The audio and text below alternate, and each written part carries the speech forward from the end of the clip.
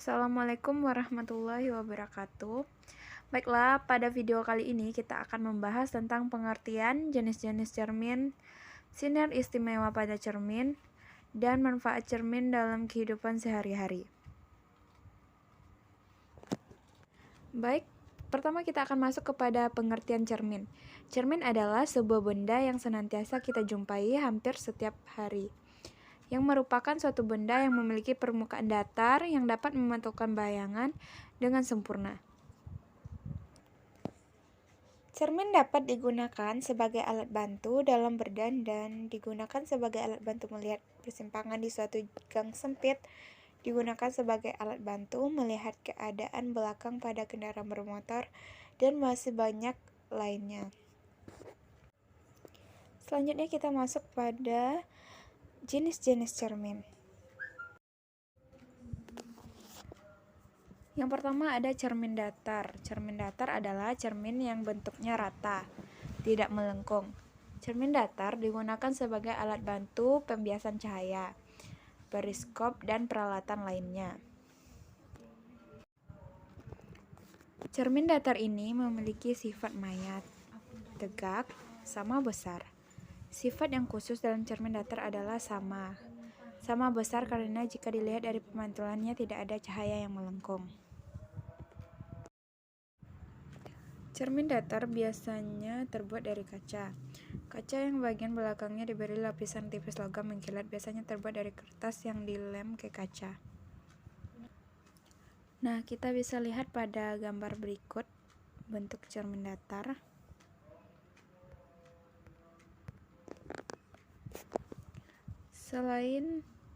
Selanjutnya yaitu cermin lengkung. Jenis selain cermin datar adalah cermin lengkung. Cermin tersebut adalah cermin cekung, dan cermin cembung.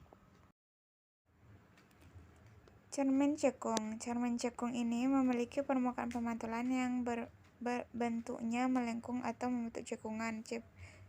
Cermin cekung bersifat mengumpulkan sinar pantul atau konvergen. Yang kedua ada cermin cembung. Jika bentuk cermin cekung merupakan bagian dalam sebuah bola, maka bentuk cermin cembung adalah bagian luar dari bola tersebut. Pada cermin cembung, bagian mukanya berbentuk seperti kulit bola, tetapi bagian muka cermin cembung melengkung keluar.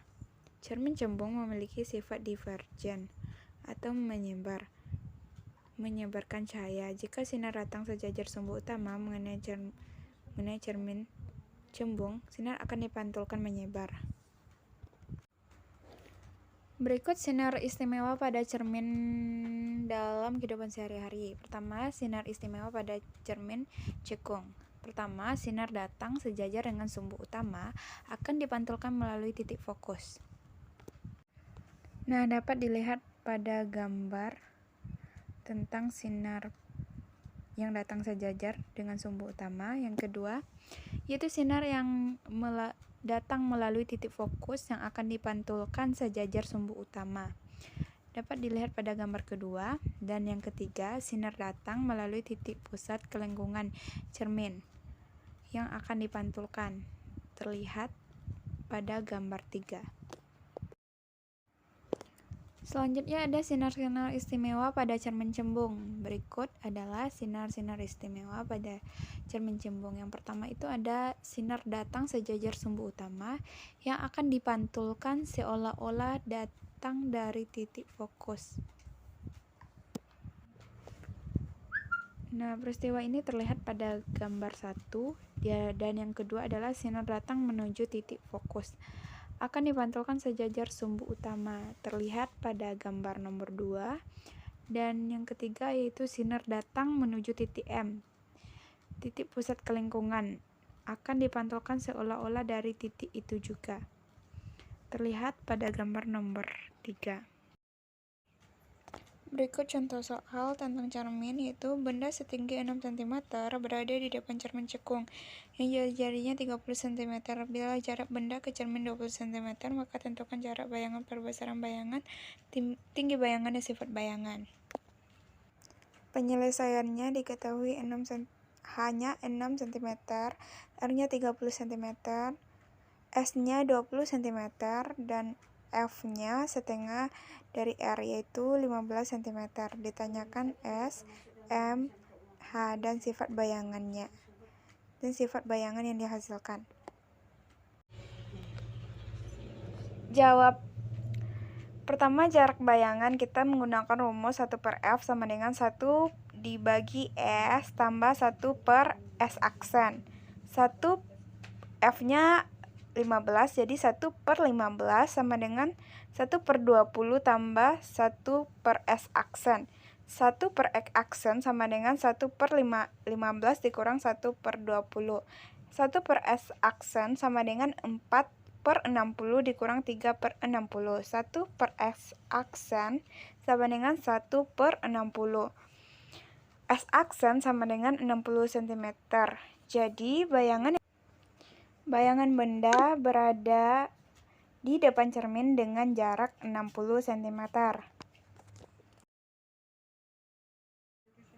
Nah, selanjutnya kita akan mencari perbesaran bayangan yang terjadi, yaitu dengan menggunakan rumus M sama dengan S aksen per S. M sama dengan 60 per 20. M sama dengan 3 kali. Jadi perbesaran bayangan benda adalah 3 kali dari benda aslinya. Selanjutnya kita akan menentukan tinggi bayangan menggunakan rumus M sama dengan H aksen per H. M sama dengan 3, sama dengan H aksen per 6. H aksen sama dengan 3 kali 6. H aksen sama dengan 18 cm. Jadi tinggi bayangan benda adalah 18 cm. Nah, selanjutnya kita akan menentukan sifat bayangan. Dari perhitungan di atas, kita peroleh data berikut. S aksen sama dengan 60 cm dan H aksennya adalah 18 cm. Nah, S aksen bernilai positif, maka bayangan berada di depan cermin, sehingga bersifat nyata dan terbalik. H aksen besar dari H sehingga bayangan bersifat diperbesar. Dengan demikian dapat disimpulkan sifat bayangan yang terbentuk adalah nyata, terbalik, dan diperbesar. Nah, baik, mungkin sampai di sini dulu video pembelajaran kita pada hari ini. Saya ucapkan terima kasih. Sampai jumpa di video selanjutnya.